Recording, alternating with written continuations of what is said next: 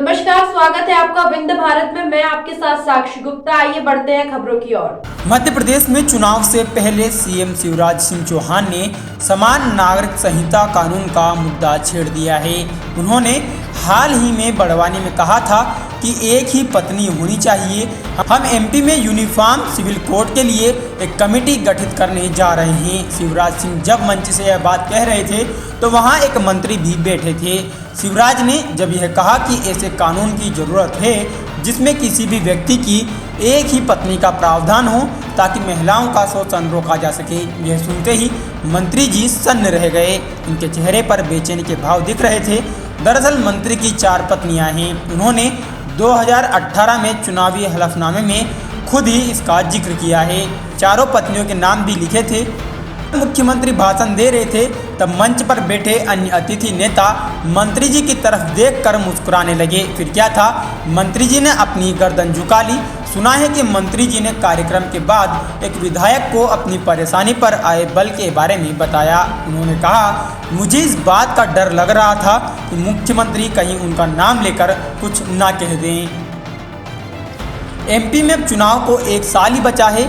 ऐसे में मंत्रियों और विधायकों को टिकट की चिंता सताने लगी है। इसमें भी खासकर सिंधिया समर्थक मंत्रियों को सब अपने अपने तरीके से फील्डिंग में लग गए हैं। एक मंत्री तो ऐसे हैं जिन्होंने प्रशासनिक मुखिया के कंधे पर रखकर बंदूक चलाई है। वे अब सरकार की जय जयकार में लग गए हैं। ऐसा नहीं है कि बंद कमरे में एक कार्यक्रम के दौरान उन्होंने सरकार की जय के नारे तब लगवा दिए, जबकि दूसरे मंत्री सरकार से इतने नाराज हैं कि वे श्यामला हिल्स में मंत्रियों के डिनर में शरीक नहीं हुए। सुना है कि उन्हें सरकार पर नहीं महाराज पर भरोसा है कि वे ही नया पार लगवाएंगे। ये वही हैं जो अपने विभाग की मुखिया तय करने के लिए सूची लिए घूमते रहे लेकिन कामयाबी नहीं मिली।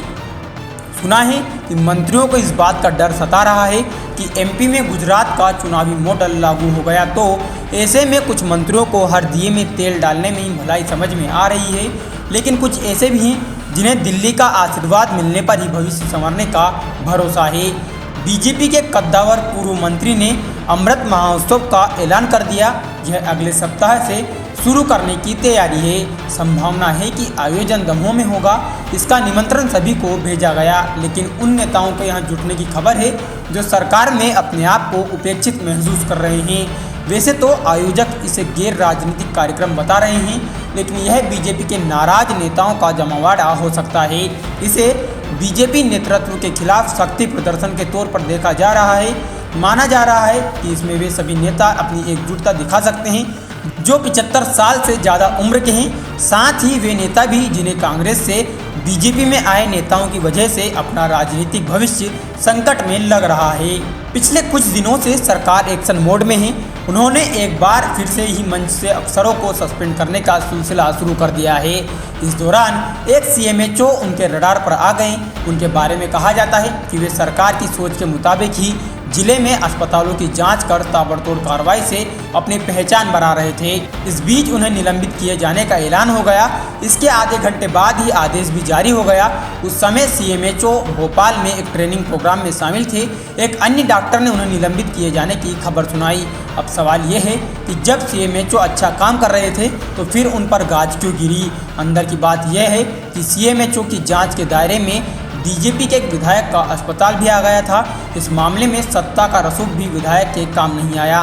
सुना है कि विधायक को अपनी जेब हल्की करना पड़ी। इसके बाद सीएमएचओ की विधायक ने इतनी शिकायतें करवा दी कि मुख्यमंत्री को मंच से उन्हें निलंबित करने देने पड़े। बात एक आदिवासी बाहुल्य जिले की है। यहाँ पहले एक कलेक्टर साहब थे, वो सुनने को तैयार नहीं होते थे। मंत्री जी उनके अफसरी से परेशान हो गए। आखिरकार सरकार से बात करके उनकी रवानगी करवाई। अब जो नए नए आए हैं उनके हाल ये हैं कि वे आदिवासियों के पैर पड़ने से भी गुरेज नहीं कर रहे हैं। नए साहब इस कदर झुक रहे हैं कि सरकार भी पीछे रह गई। ऐसे में नए साहब के लचीलेपन से मंत्री जी फिर से परेशान हैं। वजह यह है कि जब साहब ही पैरों में पड़ जाते हैं। विधानसभा चुनाव को अब 11 महीने ही बाकी है। ऐसे में मंत्रियों को लेकर विधायक अपने अपने क्षेत्र में सक्रियता बढ़ा रहे हैं। साथ ही भागवत कथा का आयोजन किया जा रहा है। 4 मंत्रियों की तरफ से कथावाचकों को आमंत्रण पहुंच चुका है। बुंदेलखंड में भी कद्दावर मंत्री अपने विधानसभा क्षेत्र में भागवत कथा करा रहे हैं, लेकिन इस कथा में मायने ही अलग हैं। मंत्री जी ने पूरे क्षेत्र में मुनादी करवा दी कि क्षेत्र के वे लोग भी कथा में यजमान बन सकेंगे जो आर्थिक रूप से कमजोर है और कथा करा पाने में सक्षम नहीं है। वे कार्यालय आकर मात्र ₹1.25 का संकल्प पत्र भरें और यजमान बन जाएं। इतना ही नहीं, वो जो सज्जन अपने स्वर्गीय परिजनों को कथा सुनाना चाहते हैं, तो स्वर्गीय परिजन के चित्र के साथ कार्यालय में संपर्क करें, उनकी व्यवस्था की जाएगी। अब बताओ, ये है ना क्षेत्र के लोगों को खुद से जोड़े रखने का नायाब तरीका। संभवतः कथा कराने वाले किसी अन्य नेता ने क्षेत्र के कमजोर लोगों के लिए यह व्यवस्था नहीं की होगी, इसलिए मंत्री जी ने अलग स्टाइल के नेता हैं। पूर्व मुख्यमंत्री उमा भारती शराब नीति के खिलाफ पिछले 1 साल से मुखर हैं। वे समय समय पर सरकार को घेरने का कोई मौका नहीं छोड़ती। कभी वे अपने तेवर दिखाती हैं तो कभी बैकफुट पर आ जाती हैं। हालांकि सरकार ने अभी तक कोई प्रतिक्रिया नहीं दी है। पूर्व सीएम ने घोषणा की थी कि वे अमरकंटक में अज्ञातवास पर रहेंगी, लेकिन वे अचानक सोशल मीडिया पर सक्रिय हो गई। उन्होंने एक बार फिर सरकार को शराब नीति पर घेरा है। उन्होंने यहाँ तक कह दिया कि डिंडोरी में 2 शराब दुकानें नियमों का खुला उल्लंघन कर रही हैं। यह व्यवस्था हमारी सरकार और हम सबको नीचा दिखा रही है, लज्जित कर रही है। इसी पर एक मंत्री की टिप्पणी, दीदी का गुस्सा एक बार फिर इसलिए परवान चढ़ा है क्योंकि उनके भतीजे पर विधायकी जाने की तलवार लटक रही है। वे चाहती हैं कि सरकार इसमें हस्तक्षेप करे। फिलहाल के लिए इतना ही। खबरों का सिलसिला लगातार जारी है, बने रहिए हमारे साथ। नमस्कार।